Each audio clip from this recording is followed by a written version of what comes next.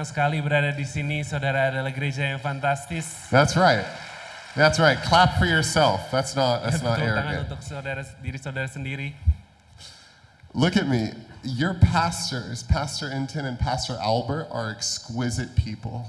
Pastor Intan dan Pastor Albert adalah orang-orang yang begitu luar biasa. Can you please just thank them so much? Saudara bisa kasih tepuk tangan dan apresiasi. You know, I know a lot of pastors in Jakarta. Saya kenal dengan banyak pendeta dan gembala di Jakarta. And last time I was here and this time, I am always so refreshed because they are so authentic. Terakhir saya datang ke sini dan pada saat sekarang ini saya selalu merasa diberkati dengan otentisitas mereka. So honest. Mereka orang yang jujur. And you could tell they genuinely love people. Dan bisa ketahuan dan saudara lihat bahwa mereka benar-benar menyayangi orang-orang di sekelilingnya. And sometimes some pastors, terkadang beberapa the pendeta crazy dan thing gembala, is they don't really love people. Mereka terkadang tidak mencintai orang-orang yang di sekelilingnya atau jemaatnya.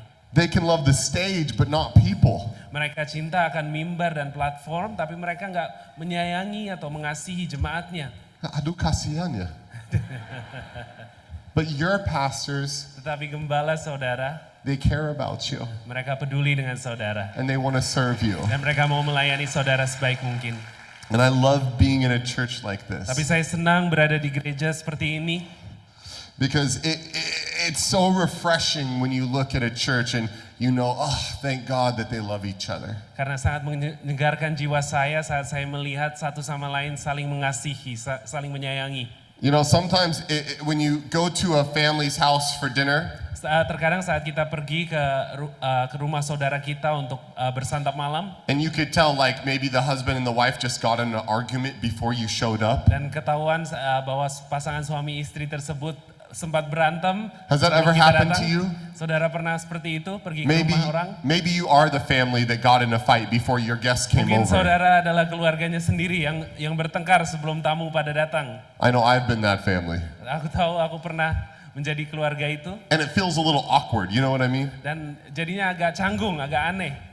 But when I come here, it just feels like you guys love each other so much. Tapi saat saya datang ke sini, rasanya tuh penuh dengan kasih, dengan saling menyayangi satu sama lain. Yeah, do me a favor, look at the person on your left-hand side and say, man, I love you. Saudara bisa lihat saudara yang ada di kiri saudara dan berkata, aku mengasihimu. Now look, did you guys do it? Saudara lakuin itu? Are you rebellious? Saudara nggak melakukan itu, kenapa? Then now look at the person on your right and say, I love you. Sekarang lihat yang di sebelah kanan dan katakan, aku mengasihimu. Okay, now I'm going to give some special encouragement if you're a single person sitting next to a single person. Kalau saudara seorang yang single, belum punya pacar, duduk di sebelah orang yang single juga.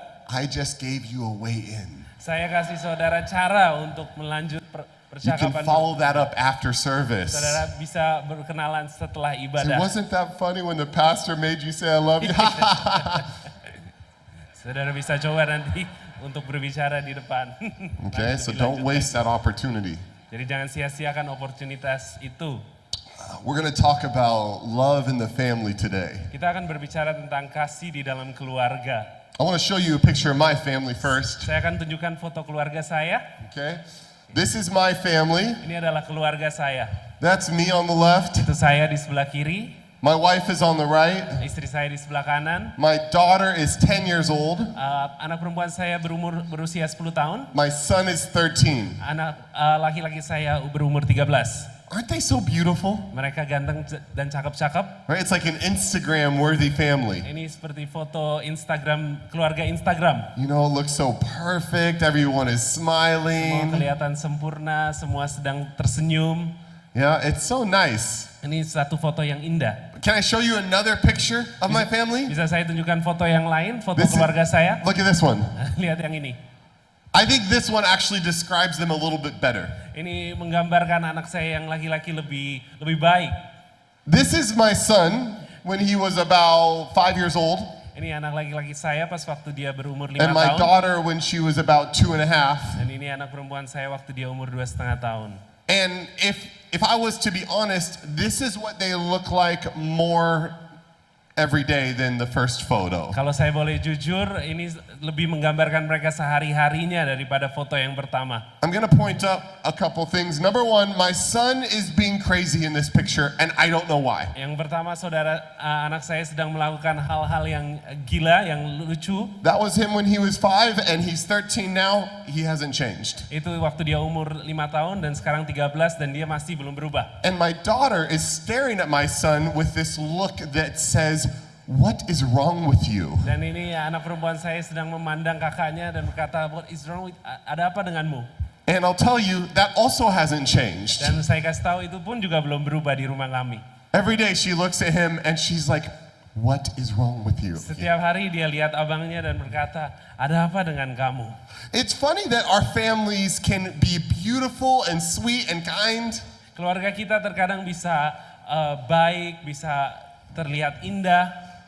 but also we can look at our families and say, "Oh my goodness, what is wrong with you?" Tapi terkadang kita bisa juga lihat keluarga kita dan berkata, "Ada apa dengan kamu?"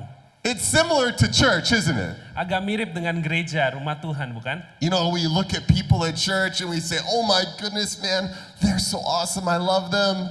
Kita melihat saudara kita di gereja dan berkata, "Oh, mereka orang yang luar biasa, aku mengasihi mereka." And then sometimes we look at them and we say, "Bro, what's wrong with you?" Dan terkadang kita lihat dan berkata, "Bro, kamu kenapa? Kamu kok aneh?" Because we're different. Karena kita berbeda. It isn't always easy to get along with the people in your church. Tidak selalu mudah atau gampang untuk kita bisa saling akur di dalam rumah Tuhan. But I want you to know, Tetapi aku mau saudara mengerti, praise the Lord, puji Tuhan, because you're not the only ones. karena saudara bukan sendirian. Now, I know that none of you really have this problem because all of you actually really love each other. Saya percaya bahwa di tempat ini nggak seperti itu karena saudara semua saling mengasihi, saling mencintai. Like, I know that if I just called out one of you, if I just looked at you and I said, "Hey, Kalau misalnya saya lihat saudara dan berkata, "Hey, you love everyone in this room, don't you?" kamu mengasihi semua yang ada di sini, bukan?" You would say, "Yeah, of course, praise the Lord." Saudara pasti akan berkatakan, "Puji Tuhan, Ya, iya dong." pasti hati saya baik banget. But for some of us, we have a hard time loving other people sometimes. Tetapi untuk beberapa daripada kita mempunyai satu kesulitan untuk mengasihi. And it's satu sama always sesama. hardest to love the people close to Dan us. selalu lebih susah lagi menyayangi atau mengasihi orang-orang yang lebih dekat lagi dengan kita. Now I want to read you this scripture from the Apostle Paul when he's talking to the church in Ephesus. Kita akan buka satu cerita kisah di mana pada saat itu Rasul Paulus sedang berbicara kepada jemaat di Efesus. See, he realized also Dia menyadari juga that the church is made up with different personalities and different perspectives. bahwa gereja Tuhan itu dibuat dengan orang-orang yang berbeda dan sudut pandang orang-orang yang masing-masing berbeda. And sometimes it's hard to love those people that are close to you Dan terkadang sulit untuk mengasihi atau mencintai orang yang dekat dengan kita while they are also very different. pada saat dimana mereka juga pun berbeda dengan kita. This happens at church. Ini terjadi di gereja, This happens at home. ini terjadi di rumah kita, This happens at the office. ini terjadi di kantor.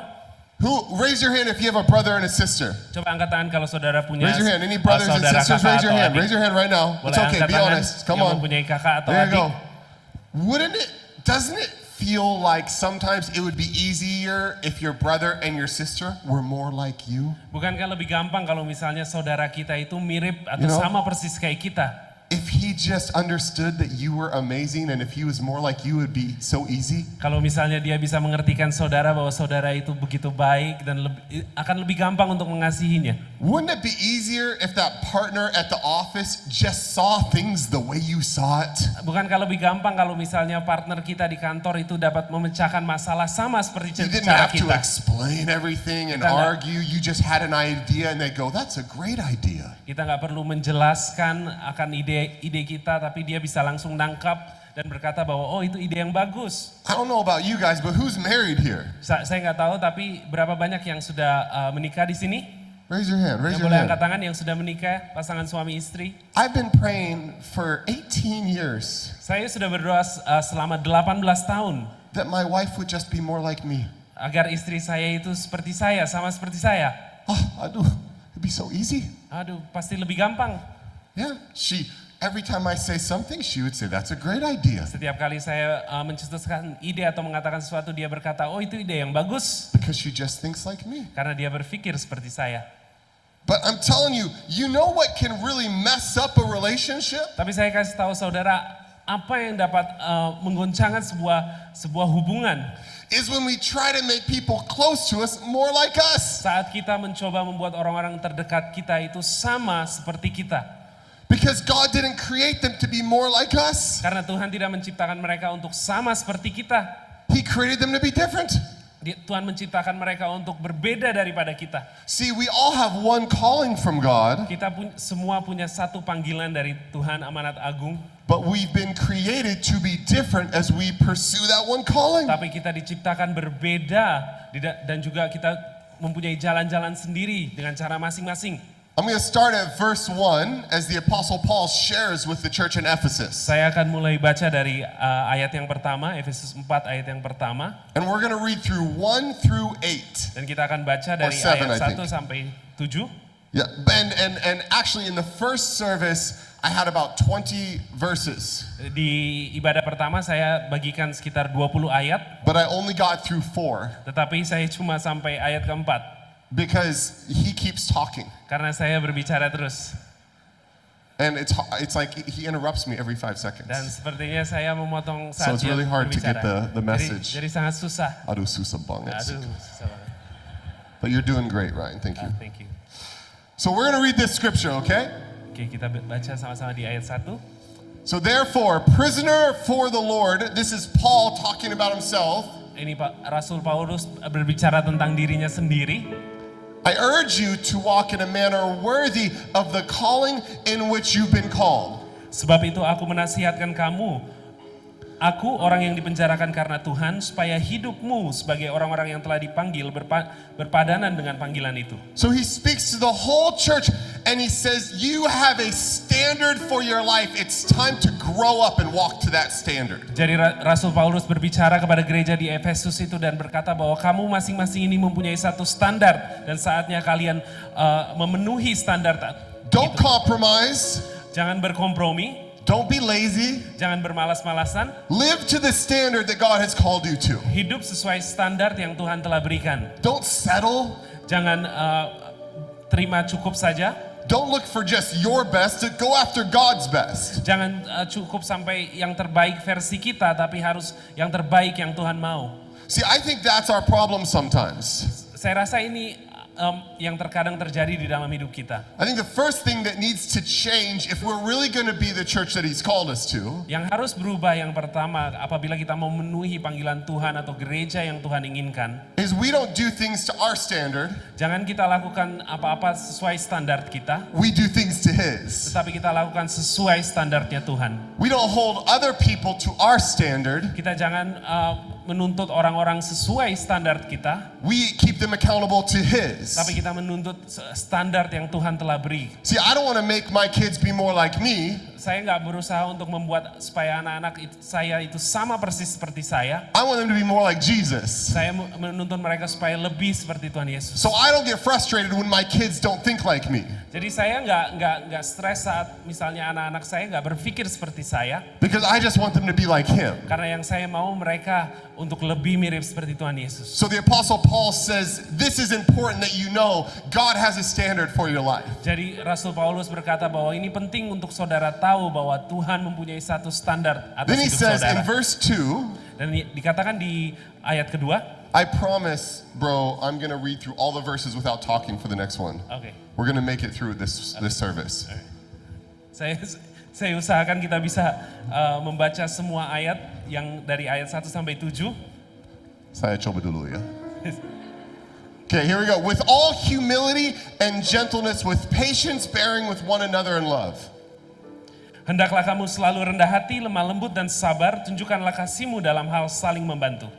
Verse 3, Ayat ketiga, eager to maintain the unity of the Spirit in the bond of peace. dan berusahalah memelihara kesatuan roh oleh ikatan damai sejahtera.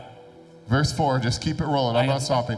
There is one body, Satu tubuh, one Spirit, satu roh.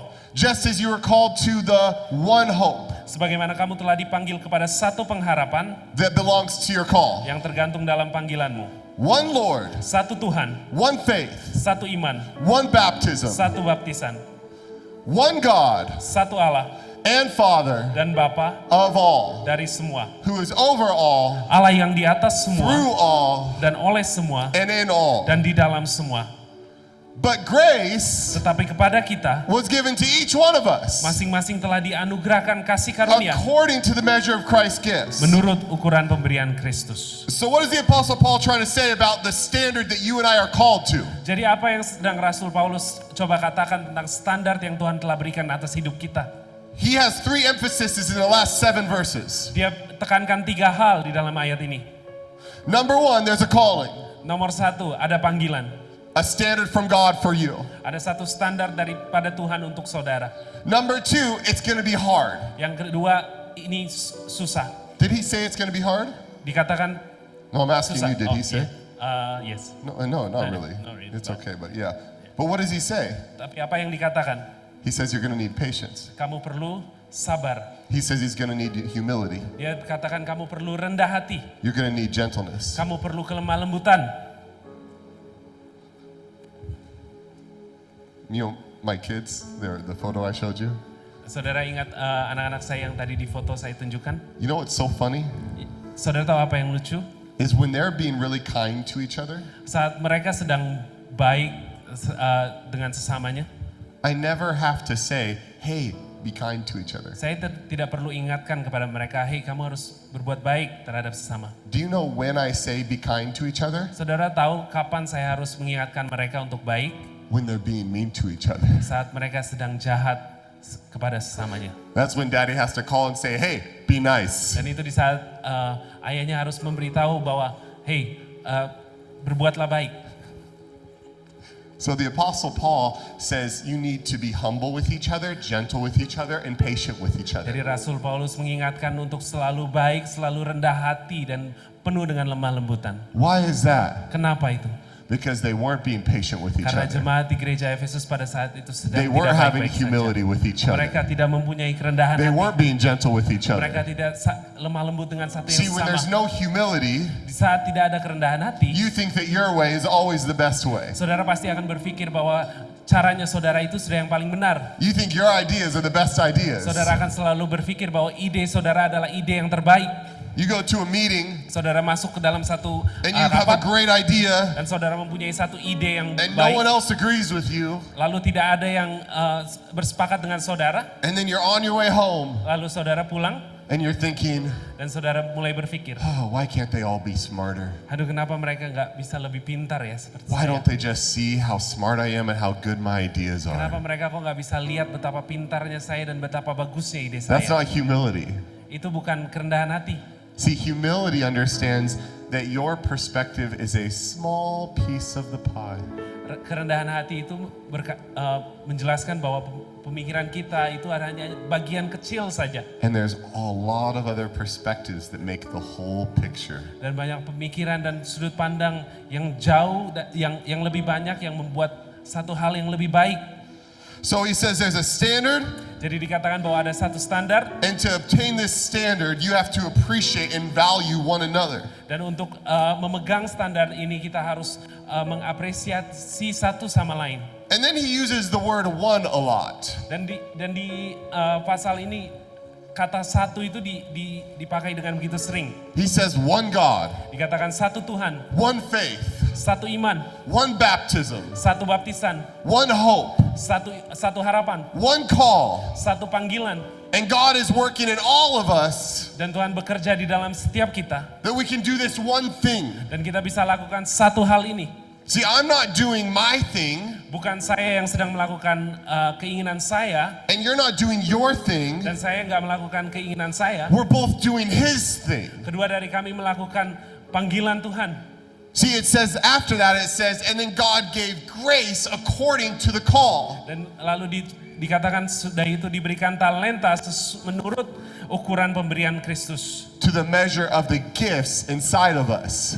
dianugerahkan kasih karunia menurut ukuran pemberian Kristus. See, we need to understand that gifts are separate than calling. Kita harus mengerti bahwa talenta itu adalah sesuatu hal yang berbeda dengan panggilan. See, sometimes as Christians, Terkadang sebagai umat Kristen, we think that our gifts are also our call. kita berpikir bahwa talenta kita You itu know, juga like- adalah panggilan. We get really passionate about something. Kita jadi begitu berapi-api akan satu hal, And we go, yeah, I'm really passionate. This is my calling. dan kita berpikir bahwa oh ya, aku berapi-api semangat akan talenta ini, dan ini adalah panggilan aku. But there's no such thing as just your calling. Tapi nggak ada yang namanya panggilan aja. All of us share one call, Kita semua punya satu panggilan, a call from God. yaitu panggilan dari Tuhan. But our gifts Tetapi talenta kita are what help us adalah yang membantu walk kita out that call. untuk memenuhi panggilan daripada Tuhan. See, what are you gifted in? What's your gift? Probably worship. Worship. Yeah. Worship, and I've seen your worship team. Yeah.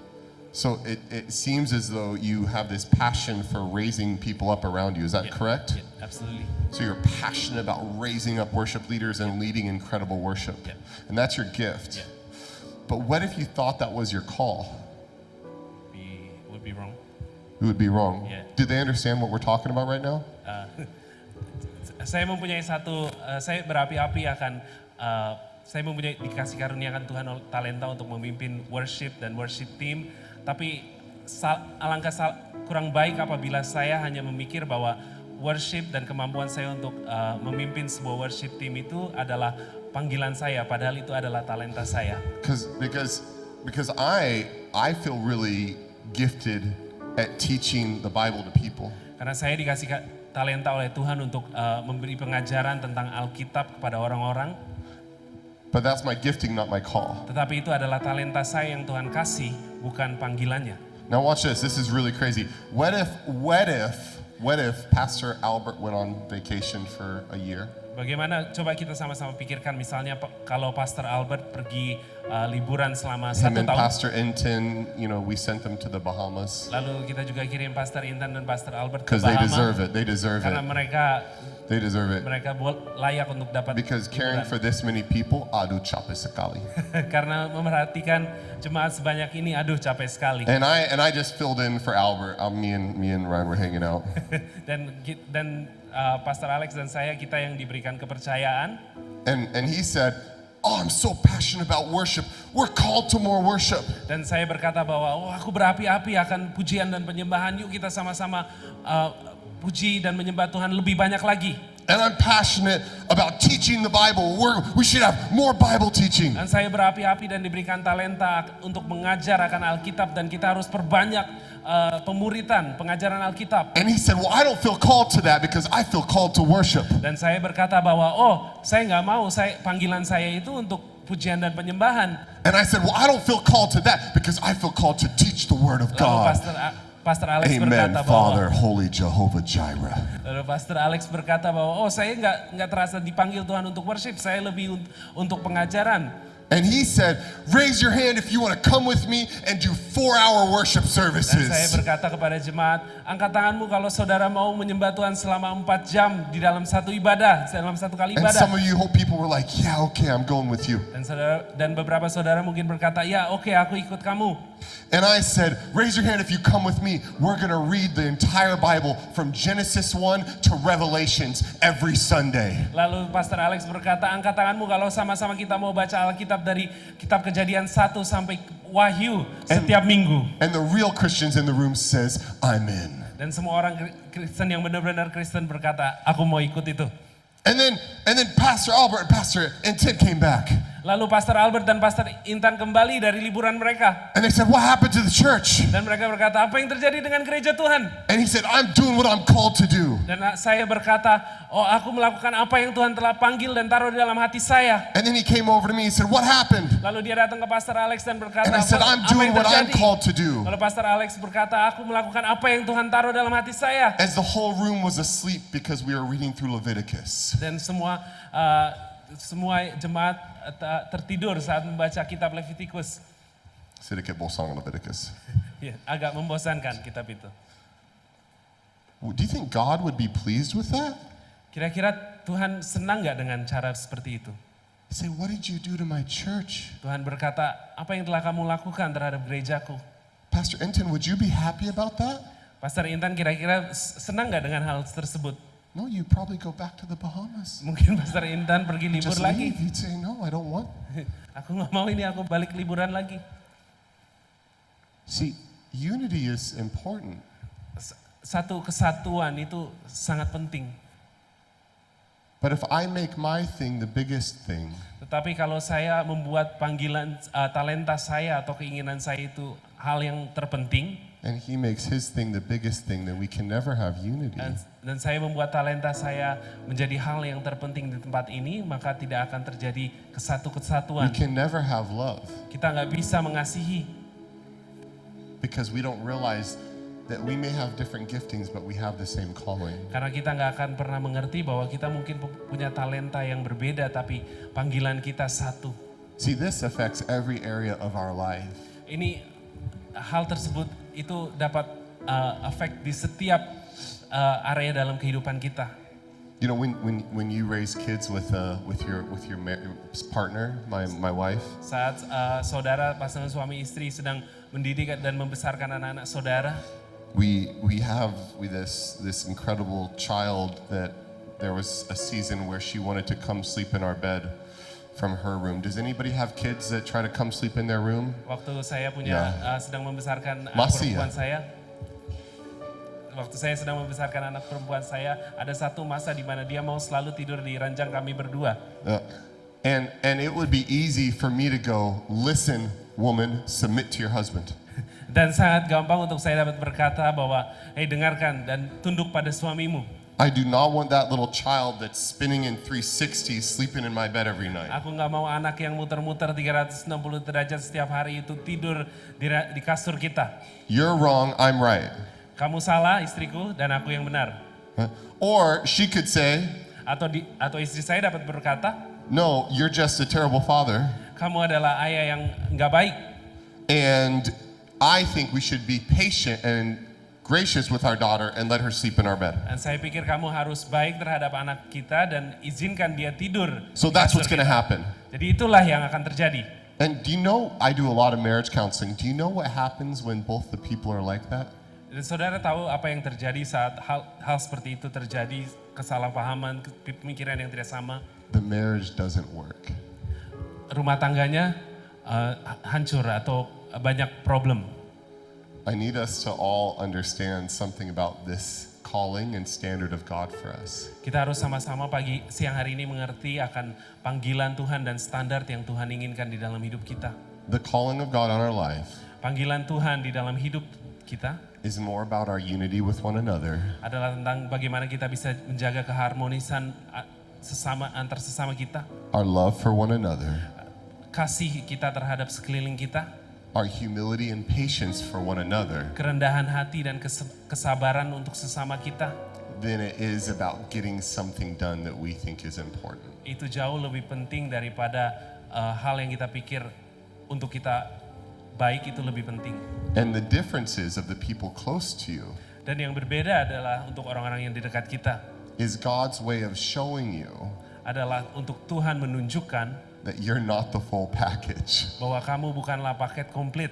You need someone around you Kamu perlu orang-orang di sekelilingmu to complement untuk mengkomplimen your gifting, talenta but also your lack. saudara dan juga apa yang saudara kurang. This is tough. Dan ini sulit. Patience is tough. Kesabaran itu sulit. Humility is tough. Rendah hati itu sulit untuk dijalani. I've tried sometimes to get along with people I don't like. Saya berusaha untuk bisa mengasihi orang-orang yang saya sebenarnya nggak suka. I've tried to be patient with people that were very different than me and that disagreed with me, and it's hard. Saya berusaha untuk sabar dengan orang-orang yang tidak sepandang dengan saya. But I want to read you something that's really interesting, yeah? Tapi saya mau bicara sesuatu yang agak interesting buat saya. This is from the book of Luke. Ini dari kitab Lukas. I want to put this scripture up, and this is one of those scriptures that preachers barely ever talk about because it sounds very Dan intense. ini yang biasa pendeta-pendeta jarang bicarakan karena ini agak intens. So he says, if anyone comes to me and does not hate his own father and mother and wife and children and brothers and sisters, yes, even his own life, he cannot be my disciple. Lukas 14 ayat 26. Jikalau seseorang datang kepadaku dan ia tidak membenci bapaknya, ibunya, istrinya, anak-anaknya, saudara-saudaranya, laki-laki atau perempuan, bahkan nyawanya sendiri, ia tidak dapat menjadi muridku. That's intense, right? Ini agak intens kan? Like really intense, right? Sangat-sangat intens. Yeah. It's okay. We can just don't feel awkward. Gak apa-apa, jangan merasa aneh, canggung, It's crazy. agak aneh. Why would Jesus say that? Kenapa Tuhan berbicara seperti itu? Why would the Apostle Paul tell us that we need to be loving, humble, gentle, patient with one another? Kenapa Rasul Paulus harus memberitahukan kita untuk memiliki kelemah lembutan, kerendah hati, kasih sayang? But then Jesus is like, no, you got to hate all them if you want to be my disciple. Tetapi Tuhan Yesus berkata, kamu harus membenci mereka untuk It's menjadi muridku. it's a little bit tricky because in the Aramaic or the Hebrew, it doesn't mean to hate. Artinya di bahasa Ibrani adalah bukan membencinya secara langsung. It actually translates a little bit differently. It actually just means to love less. Tetapi artinya sebenarnya adalah untuk tetap menyayangi tapi sedikit kurang. See, if we're really going to be gentle and patient and humble with one another, Kalau kita mau mempunyai satu kelemah lembutan, kerendahan hati terhadap sesama, if we're really going to accept and love one another even when we're very different and sometimes frustrating, kalau kita benar-benar mau menerima, mengasihi orang-orang di sekitar kita walaupun terkadang sulit, you're not going to be able to do it because of them. saudara nggak bisa melakukan karena mereka. We just don't have that much ability as humans. Kita nggak punya kemampuan itu sebagai manusia. If I don't want to hurt Ryan's feelings because I care about him, eventually I'll just hurt them anyway. Kalau misalnya saya nggak mau menyakiti perasaan Ryan, pada satu saat nanti pun saya juga bisa Because menyakiti. my strength is limited. Karena kekuatan saya itu mempunyai batas. But Jesus says, if you love your family less, Tetapi Tuhan Yesus berkata kalau misalnya kamu menyayangi keluarga kamu tapi kurang, then you'll really be my disciple. maka itu kamu bisa menjadi muridku. Well, love your family less than what? Menyayangi keluarga kami kurang dari apa? Love your family less than him. Mencintai atau menyayangi keluarga kami kurang daripada, jadi menyayangi Tuhan lebih daripada menyayangi keluarga kita. See, it's tricky, I know, but I want to help you understand. Agak sulit, tapi saya ingin saudara mengerti. Once we learn to love our family less than we love Jesus, Saat kita sudah bisa belajar untuk mencintai atau menyayangi keluarga kita sedikit kurang, and we love him first, dan kita mencintai Tuhan lebih dari segalanya, then we will actually be able to love our family well. maka di situ baru kita bisa menyayangi keluarga kita sesuai firman Tuhan. Because Jesus cares about your family, your church, your friendships so much. Karena Tuhan peduli akan hubungan persahabatan saudara, gereja saudara, keluarga saudara. But he knows you will never be able to have loving, healthy relationships without his power. Tetapi dia tahu saudara nggak bisa mengasihi satu sesama orang-orang sekeliling saudara tanpa kuasa dari dia. Marriage without Jesus, Pernikahan tanpa Tuhan Yesus itu, good job. Relationships with your brothers and sisters without Jesus, gak bisa. hubungan saudara, kakak, adik, saudara dekat, saudara jauh itu gak bisa tanpa Tuhan. Loving that very irritating tanta or papa at church without Jesus, no way. Mengasihi tante yang mungkin menyebalkan di gereja atau bapak-bapak yang menyebalkan, tapi itu nggak bisa tanpa kasih Tuhan. But when we move our eyes off of them Tetapi saat kita nggak fokus pada mereka and we focus on Him dan kita taruh fokus kita pada Tuhan with humility in our hearts, dengan segenap kerendahan hati di and we kita, say, Jesus, I cannot do this without you. dan kita berkata bahwa Tuhan, aku nggak bisa lakuin ini tanpa kamu. Show me how to love people. Ajar kami untuk bagaimana caranya mengasihi sesama kami. I'm not doing it for them, I'm doing it unto you. Aku nggak ngelakuin ini untuk mereka, tapi aku melakukan ini untuk kamu Tuhan, untuk Engkau. Then that's when we can really love and appreciate people well. Dan di saat itu baru kita bisa mengasihi dan mengapresiasi orang-orang yang We ada don't want to bersama kita. change them anymore. Kita nggak mau mengubah mereka. We don't want to make them more like us. Kita nggak mau mencoba untuk membuat mereka menjadi sama seperti kita. We just appreciate them, accept them, and love them Kita hanya bisa mengapresiasi dan mengasihi mereka. because we realize that's how Jesus loves us. Karena kita menyadari bahwa Tuhan telah menyayangi kita terlebih dahulu. So I'm going to invite you to stand with me. Saya mau sama-sama minta saudara bangkit berdiri. And the truth Dan yang sebenarnya adalah, is that if you're alive, kalau kehidupan saudara you're probably facing dan kemungkinan saudara sedang menghadapi some relational stress in some way. gangguan di dalam hubungan saudara, There may be issue with a son or daughter or mother or father. mungkin ada masalah dengan anak saudara, bapak saudara, ayah saudara, ibu saudara. There could be an issue in your marriage or Mungkin your ada- romantic relationship. Mungkin ada masalah dengan pernikahan saudara. You could have an issue here at church Mungkin saudara sedang ada masalah dengan para leaders di gereja. where you serve with a person or know a person in a community group, Mungkin dengan leader saudara atau dengan sesama volunteer. and this person frustrates you so much. Dan orang tersebut itu membuat saudara cepat emosi, cepat marah. But my question is, Tetapi pertanyaan saya pada siang hari ini, are you done trying to do it on your own strength? sudahkah saudara berkata cukup, aku nggak bisa ngelakuin ini dengan kemampuanku sendiri? Are you ready Apakah saudara siap to love that less untuk mengasihi sedikit and love Him more?